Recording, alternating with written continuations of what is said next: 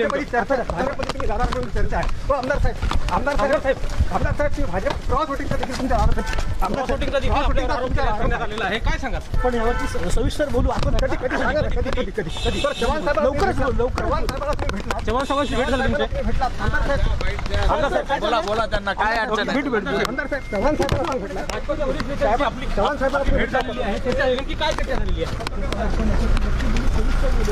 आरोपी होते cross voting केलं. आरोपाला उत्तर जास्त आरोप असतात. क्रॉस आरोप आहे तुमच्यावर. आरोप आहे आपण ते सिद्ध करू. बरं चव्हाण साहेबांशी काय चर्चा झाली तुमची. काय भेट बघा.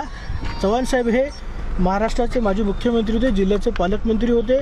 माझ्या वडिलांच्या वेळेस त्यांनीच या सगळ्या गोष्टी त्यांनी फार मोठा आशीर्वाद त्यांच्या पाठीशी होता. त्यामुळे चर्चा या जिल्ह्याच्या विकासासंदर्भात असतात. आज त्या जिल्ह्याचे राज्यसभा मेंबर आहेत. आपली तब्येत बरी नाही, थोडासा दम लागतोय. आपण याच्यावरती सविस्तर एका दिवशी बोलू. माझं मत आहे काय घाई करू नका. मी बघा तुम्ही माझ्या जिल्ह्याचे सर्व पत्रकार आहात. माझी सर्वांना हात जोडून विनंती आहे की आपण एके दिवशी सर्व याच्यावर सविस्तर बोलू.